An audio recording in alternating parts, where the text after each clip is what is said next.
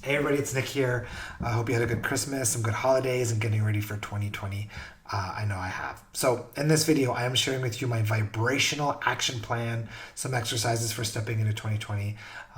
If you're getting ready for 2020, if you want to make it a kick ass year, then you're in the right spot, you're at the right video. Now, for this video, I'm doing something a little bit different. So, earlier today, Nick Caldwell, who is an Abe friend of mine. He runs a channel called Animated Abraham. It's fantastic. Probably my favorite YouTube channel for Abraham Hicks stuff. He animates Abraham Hicks. It's really cool. Animated Abraham, check it out. Anyway, so he reached out asking me, what's this vibrational plan? Can you share it with me? What are the details? So I said, okay, well, let's just hop on a chat. Let's hop on a video chat, and we'll talk about it. And we decided to record it, and we had a lot of fun. In this recording, I go through this action plan. There's 6 different key elements. And instead of shooting a whole other video to share it with you guys, I'm just going to share this conversation. It was a lot of fun, insightful. Nick got a lot out of it, and I'm sure you will too. So here's the video. Enjoy. Hey, how's it going? Good. How are you? So I saw you just posted a thing on Facebook about 2020. Yeah, about I asked people if they wanted to know what my routine was or what my intent was, um, basically as I reflect on stepping into 2020. So when are you releasing that video? Um, I was planning this week, but I mean, you reached out, so I figured, hey, let's Yeah, chat about it and let's I just. want to know now. I mean, we still got what 4 days until 2020. What's the date today? 28. Yeah, I Okay, think 3 days. so. So we're 3 days away from a new decade. Pretty exciting. I'm thinking about 2020 already. Let's go. I want to know. I want to know now. Yeah, and I mean, I already did a call in the collective last week called "Stepping into 2020," where we captured. This was a 90-minute call, very detailed, but this is just going to be kind of like 6 key points that I wrote down that, okay, these are my 6 key focus points as I move into 2020. And 3 of them are mindset, 3 of them are kind of action steps to kind of take now, Okay. to really get the most out of stepping into the next decade. Yeah, tell me them all. I want to hear. You want to hear them all? Okay. Well, whatever you want to share. I Yeah, mean, let's. I've got all 6 of them written down here, so let's have some fun with it. okay, cool. Let's see what you think. Okay, good. I got questions too, so you Okay. might answer all these, but otherwise, I got a bunch for you. So we'll save the questions till the end. Whatever. Cool. Okay. So the first 3 are mindset, and really what these points are is they're the culmination of me reflecting on the last decade of studying law of attraction, of working with clients, of manifesting the $1 million in the relationship and all this stuff. So it's really been about me really reflecting on everything I do, everything I teach, and saying, okay, so what really stands out as the things that made a difference that I need to focus on the most for me, and probably most people need to focus on as well. Cool. Okay. Yeah. So the first one I wrote down, and this is probably the biggest, most important of everything on this list. For me, for everyone, this was the main key point we talked about for that 90-minute collective call last week. And it's to drop the need to reach for a destination. Okay. So as human beings, we are programmed, first you got to graduate from kindergarten, right? And then you got to graduate from grade school and then high school. And, parents teach us to get into college. And so like, we're always looking to achieve. We're always looking for the next destination. And, most people who come to law of attraction, they come to law of attraction seeking the answer to achieve a destination, a manifestation, Sure. right? Yeah. And what most people don't realize is that when you're seeking out a desire, you're simultaneously noticing the absence of it. Right. And by continually saying, how do I make that thing show up? How do I make that thing show up? How do I make that thing show up? Or efforting to make that thing show up, you're literally getting in the way of allowing that thing to show up. When I go back and reflect on, the multi-million-dollar manifestation and Nick and the car, all my big manifestations, Yeah. they all happened when I was completely off the topic, not looking for them, not even expecting them. They all kind of showed up out of the blue. Yeah. So really the main key point is learning to love your reality, learning to accept your reality just the way it is, not having a need to change anything about your reality. And the more you can do that, the quicker you'll move forward down your path of least resistance and towards more manifestation. And I know this kind of sounds backwards and it's almost like a paradox that to Right. make stuff show up, you need to stop trying to make stuff show up. And it's not about not having desires, but it's literally about taking the focus off of manifestation and learning to love your reality. And most people in self help, the big focus is on self love. It's learning to love yourself, learning to accept yourself, right? And Right. in my opinion, the next level after learning to love yourself and learning to accept yourself is to do the same thing with your physical reality, understanding that your entire reality is a reflection of you. So if you love the parts of your reality that bring discomfort or don't feel good, you're actually loving yourself. And the act of loving yourself in that way is actually going to take you closer to those desires. Yeah. So And I know that was a lot. So, it's huge because there are moments where you feel that way, right? Like, I don't know about everyone, but certainly for me, there's moments where it's like, oh my gosh, everything went wrong today, but that was a lot of fun. There's also moments where it's like, I just want to sit and do nothing. And then sometimes that doesn't feel fun. And sometimes like that immediate desire, right? That lazy, like for me it is laziness. It's procrastination. but I've got to I love laziness, okay. and that's actually the very next point is laziness is being vibrationally productive. Let's not go there yet. Let's finish on this topic about loving reality. Go ahead.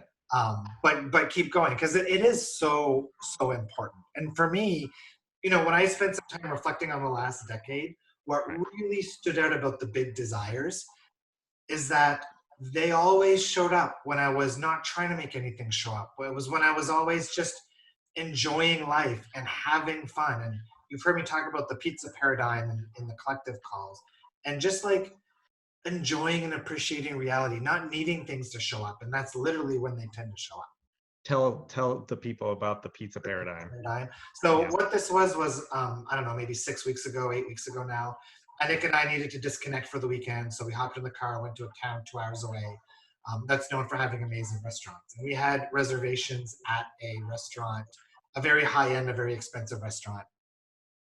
And we spent the afternoon walking around downtown, visiting used bookstores, very much in the flow, very much having fun, very much being relaxed. And around 7 o'clock, maybe half an hour before our reservation, I was like, you know what? I don't feel like a big expensive meal at this Mm. expensive restaurant. I just want pizza, right? So we were like, you know what? Let's cancel the reservation. We just walked down to this pizza joint around the corner. And the whole experience in this pizza joint was so fun. It was so magical. So the first thing that happened is we both ordered a pizza. Uh-huh. About 20 minutes later, the owner comes over and we sat down in the restaurant, but he had 2 boxes of pizzas. And he's like, "Oh, I'm sorry, guys. We have a new chef, and he put the wrong crust on the pizza. So we're gonna give you your pizzas with the wrong crust in these boxes to take home. However, he's making your new pizzas now. We wouldn't have cared about the crust, so Right. we got double the pizza. The dude was super fun, super friendly. He chatted with us for like 20 minutes. They had amazing drinks. They had my favorite dessert, which I very rarely find, which is tiramisu. Mhm. So that whole dining experience was one of like the best dining experiences ever. And it was because we were just so much in enjoyment and so much having fun. And when you're in that zone, you don't care about manifestation because you're just really, really enjoying the physical experience reality that's sitting in front of you. So do you have a way, if you're not feeling in that zone, to get there? Yeah, I would say, And is it a light switch? Is well, it a light switch or is it a the first thing is not to push against not being there, right? okay. So loving your reality is also about loving where you're at, right? And the second thing is understanding that alignment, it's always available. It's always there. You're either in it or you're not. And the only reason you don't find yourself in alignment is because of a thought you're thinking or a perspective you're choosing, right? And this is the more advanced stuff that I teach in the collective. Right. Is that everything is about presence or absence of a desire, like Abraham Hicks teaches, right? So when it comes to wealth, you're either practicing the presence of money vibration or the absence of money vibration. And as a totally empowered creator, sometimes it's going to be easier than others, but you always have the ability and opportunity to choose thoughts and choose emotions that put you in that state of alignment. Abe often says, don't be a sloppy thinker. Right. Right. But same goes to emotions. Don't be a sloppy feeler. Right. Because you can tune into any emotion you want at any time. It takes practice for some people. Right. But again, inner states are always available. Okay. Okay, cool. We're covering a lot of deep stuff really fast. This is good. Okay, good. All right. You got second point? Second point. So the second key point for me in stepping into 2020 is to remind myself to be what I call a vibrational action taker. And that's because our default, whenever we want something to change, whenever we want to achieve something, our default is to jump into action, right? What steps can I take? How do I make this happen? Where do I go? Who do I call? And your actions are only as effective as the vibration behind it. Okay. Right? What drives you to, success, no matter what you're looking at, is not the action, but it's the vibration. You can't experience what it is you're looking for if you're not a vibrational match to it. So it's about approaching reality with the notion of vibration over action. And do you so I know there's that vibrational scale. Do you subscribe to that? The vibrational scale, so you mean the emotional guidance scale? Yeah. I mean, the one that I use is with my clients is simplified. So okay. with Abe, you've got like 20 emotions. Right. For me, it simply goes from at the bottom of the scale is struggle. Okay. The next step up from struggle is relief. Okay. Or relief/ease. The next step up is satisfaction. The next step up is turned on. Okay. And the next step up from that is bliss. So it's almost like more of a positive scale. So it's almost like here's the 1 and here's the 3. Yeah. Would you agree with that? Yeah. From my experience working with clients, those are kind of the 5 key states that somebody finds themselves in. So right. I would say most people are dominantly in struggle. And from a point of struggle, you want to work your way into relief. Okay. If you're dominantly in relief, you want to work your way to satisfaction. Now, satisfaction is where you really start to get into that receiving mode. And when you spend a lot of time in a certain emotion like satisfaction, it doesn't seem to be as oomphy, as good feeling after a while, because it becomes your new baseline. Sure. So once it becomes your new baseline, then you want to reach for the next level up, which is turned on, and then bliss, right? Right. So you want to kind of reach for the next level up until it becomes your new baseline. And then once it becomes your new baseline, then you step up again from that. Okay. Okay. Yeah, I like that. And do you do the same like pivoting thing? Like I know Abe does pivoting. So pivoting. Where you're just, again, I mean, I guess if you're already talking about vibrational, Yeah. So I wake up and I bang my foot against the ground. Is it just a matter of letting it go and knowing that my day doesn't have to revolve around this start? Yeah, it's about kind of, see, anytime that anything creates a discomfort, whether it's banging your toe, and I'm talking about more emotional discomfort. Sure. Discomfort is always the end result of resistance. Right. So, most people have a tendency to push away from negative emotion. Sure. To perceive negative emotion as bad. When in fact, as Abe says, Negative emotion is an indicator. It's a tool. It's a guidance system. Right. So Right. when negative emotion shows up, you want to kind of say, oh, okay, something triggered negative emotion in me.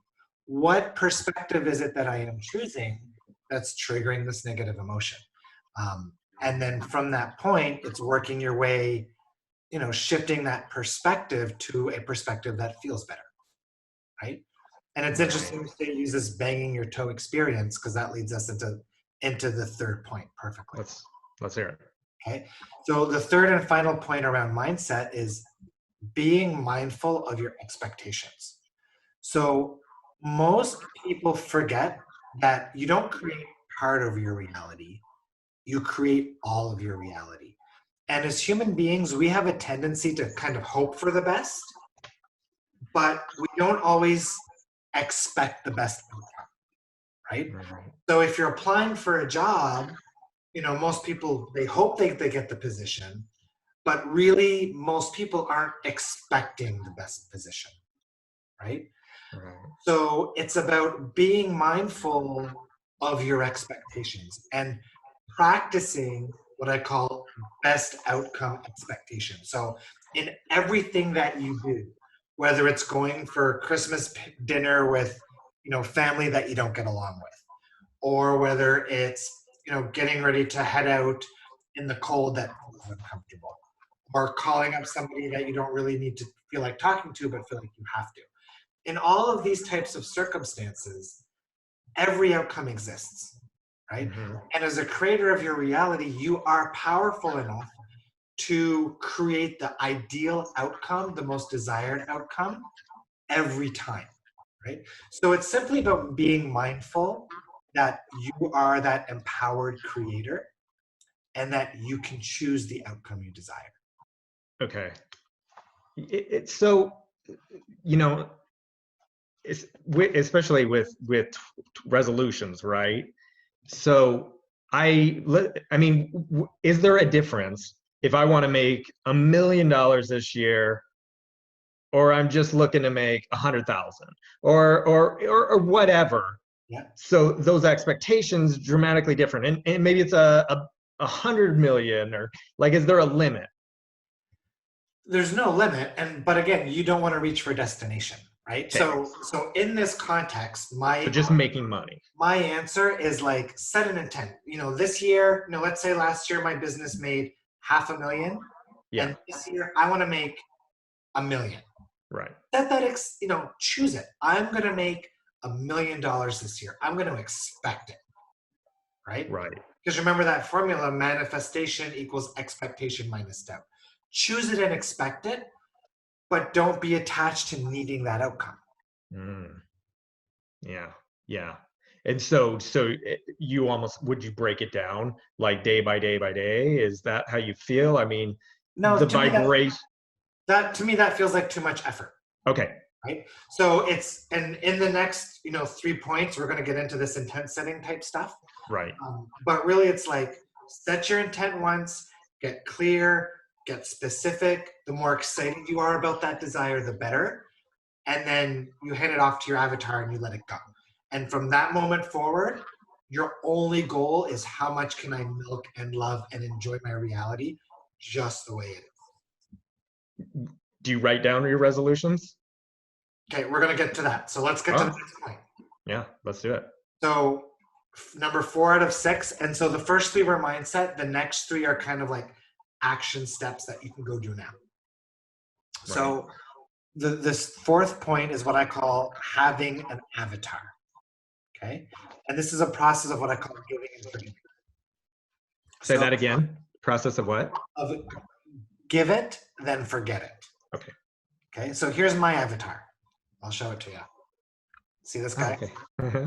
I've got Yoda as my avatar, and I tell all my collective members to choose an avatar. I love it. What your avatar is the physical reality representation of your inner being. So anytime a desire pops into your head, what you do is take a post-it note, take a sticky note, write that desire down, and then fold that desire up, place it with your avatar. Most people will put it under their avatar, Mm. and let it go. It's kind of like the Abraham Hicks's placemat process, where Mm. you're now handing that desire off to your inner being. And what's really interesting, actually, one of my collective members messaged me this morning. So back in December, well, I guess we're still in December, but about, I think 4 weeks ago, she was driving down the highway. It was literally the day after a call about following your excitement and your impulses of excitement. She lives in Florida and she was driving down the highway and she heard on the radio that there was this contest and I don't know, caller number 10 is Mm. going to win a trip to New York to see Mariah Carey's Christmas concert. Okay. And she had this strong excitement nudge to pull over and Mm. call. And she pulled over and she called and she actually won. So she won this trip to go see Mariah Carey with her husband in New York and go backstage and all this stuff. And this morning she sent me a message with a picture. And she said, Nick, you're not going to believe this. But this morning I found a note under my avatar, which I completely forgot about. Mm. And on that note, she wrote, she desired a Christmas getaway for her and her husband, That's great. right? Okay. So, and that's a cool example too of how, winning that trip is probably an even better manifestation than she could even kind of have come up with on her own, just trying to make a trip happen. Okay. Yeah, I like So, that a lot. so this action step is literally, come up with an avatar, and it can literally be anything, Sure. right? Every time you have a desire, write it down and hand it off to that avatar, which represents your inner being. Love it. Pretty All simple. right. Love that one. Okay. Now, the next step, and this is around desires. So for 2020, I suggest choosing 3 to 5 desires. I would go more towards 3. And for these 3 desires, these should be 3 specific desires, maybe your 3 biggest desires you'd like to manifest in 2020. And what you want to do is you want to create an imprint of what that desire feels like. You want to find a picture of that desire and you want to put it on the wall somewhere where you're going to see it often. And anytime you notice that picture, activate the imprint. Okay.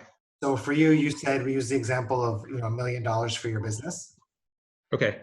So you might have a picture on your wall that represents your $1 million business.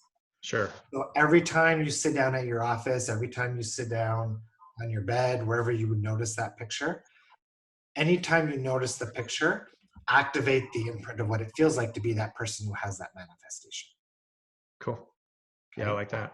And people like to do vision boards and they like to put 20, 30 things on their vision board. Sure. This is different than a vision board because a vision board, it's just a whole bunch of stuff that you want. With this, you want to get specific and you want to limit it to 3 to 5 things. So it's easier to kind of continue to activate the imprint of that one thing. And the more excitement that image brings to you, the more of a high emotional trigger that gets activated when you look at that image, the better. So do you act on that or do you just kind of just relax and feel it? Or depending on the day, maybe? Well, you want to relax and feel into it. Yeah. But at the same time, if you have an inspired impulse, then act on that impulse. Okay. Okay, cool. I love that. And then third and final point, Let's hear it. create a 2.0 imprint of yourself. Okay. So what you do is you jump, let's say 6 months, 12 months, 24 months into the future. You pick the timeline and you look at that version of you as if it's already manifested those things that you want. So how does Nick feel? How does that version of Nick act? What actions does that version of Nick take? And essentially you're creating this imprint of future you. And then your goal is to then throughout your day, spend 5 minutes with that person, right? Okay. Do that for a few days and then spend 10 minutes being that person. Spend 20 minutes being that person. The more you are allowing yourself to activate the imprint of your 2.0, the more you're embodying your 2.0, the more you're becoming that person, the more your physical reality is going to start to mold and reflect who that person is. Yeah, so I've had that in hypnosis sessions, and our friend Caroline, it was that a lot of times was like our higher self or our 2.0 or whatever it wanted to be, and then we would play in that hour with that. That was always really, really powerful. Yeah. And then your goal is to not let your current physical reality convince you that this future physical reality doesn't exist. Right, Still embody millionaire Nick right. without actually having the $1 million bank account. I've told people in my collective calls that, I'm working towards 40 million. So how do I work towards 40 million? I spend an hour during the day doing everything from the energy of being a 40 millionaire. I make Mm, coffee as a 40 millionaire. I read my book as a 40 millionaire. I gas up my car as a 40 millionaire. I take a piss as a 40 millionaire. sure. You can embody into your reality day-to-day things as the vibration of what it is that you desire without actually having those things yet. Okay.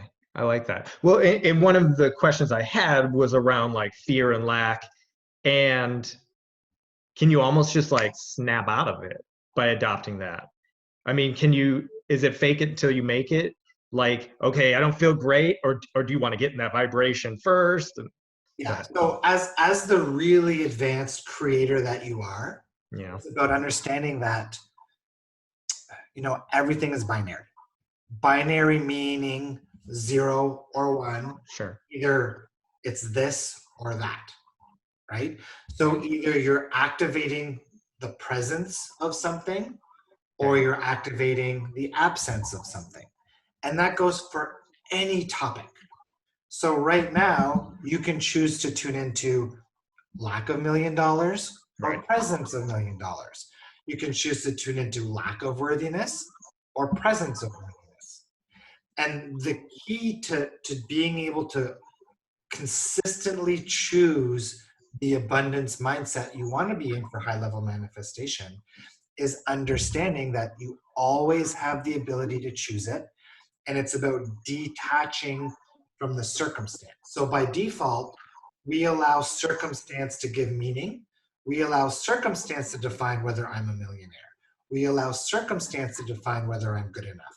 We allow circumstance to define whether I'm worthy. But you don't have to do that. You can simply choose I'm good enough. You can simply choose I'm worthy. You can simply choose I'm a millionaire. Even if the money's not in the bank account yet, you can still choose it and activate the vibration of it.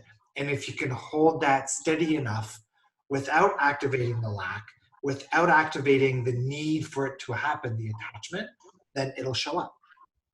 Yeah. Okay. Yeah, that's great.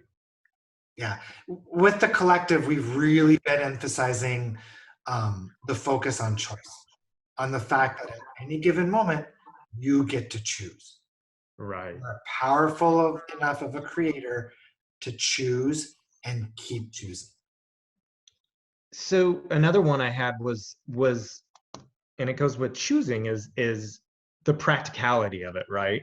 So I feel this way, but I'm working a desk job, and maybe like, and choosing that path. Like, for example, right now I've got 3 projects going on.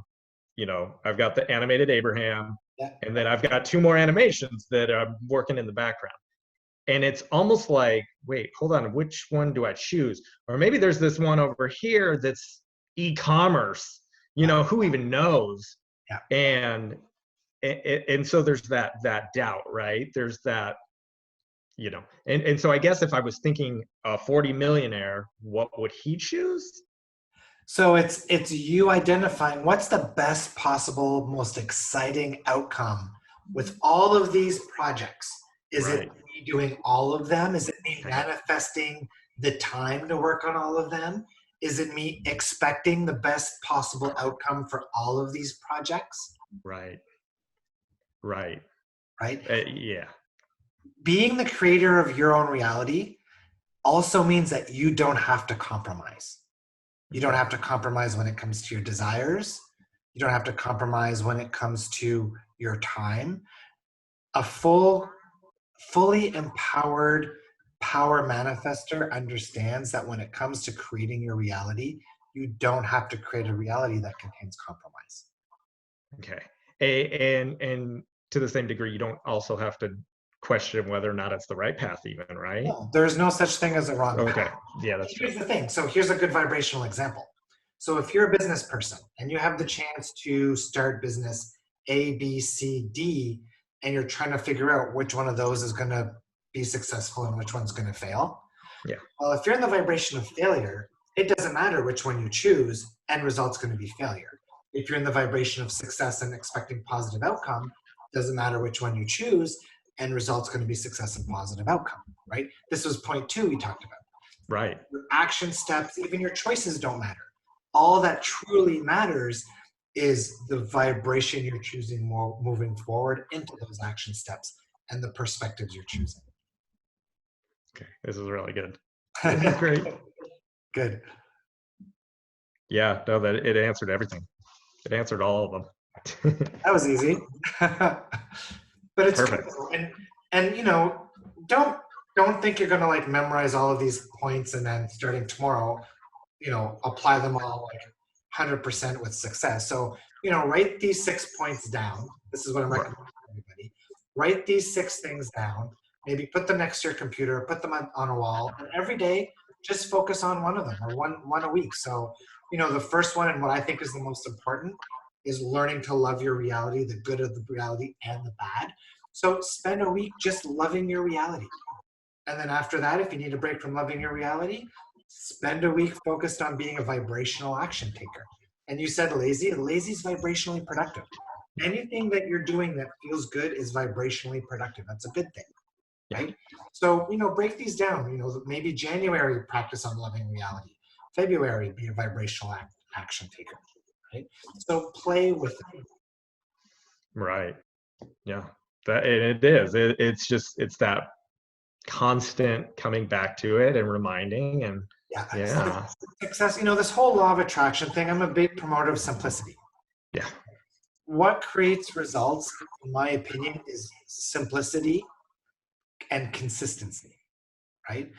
You're going to get much, much further, you know, choosing to do small things consistently rather than doing a whole bunch of big things, right? And the third thing, of course, is community, right? Surrounding yourself with, you know, high vibe people who understand, right. People who are at the vibration you want to be at, because you will pick up off of those vibrations. You will learn from those people, right? So those are really the 3 big things that'll lead towards success in 2020. You know, in my opinion. Yeah. And for those listening, you know, keep when you listen to me or anybody else, keep what feels good for you and throw out the rest, right? Because your truth, right. than my truth or Nick's truth or Abraham's truth, or you know, we all get to pick our own truth. Yeah. Yeah. That's it's so good. I gotta lay down. Lay down now. But again, 2020 is going to be the most kick-ass year that we're all going to experience. I'm choosing right now for myself. I'm choosing for you. I'm choosing for the collective. I'm choosing for everybody watching this video. Expect 2020 to be a year like no other. Just milk it. It's going to be good. Yes. Not even Donald Trump can ruin your reality. Okay. All right. I gotta go. I threw enough into your brain for one day. It's so much. Yes, I'll watch it back again. And I'm looking forward to seeing some comments. So maybe people can comment on which of those points resonated with them the most, or maybe people can say which one they're going to practice the most, or I don't know, something along those lines. Yeah, for sure. For sure. Awesome. All right. Cool. Thank you so much. Always so much fun. All right. Take you later. We'll see you.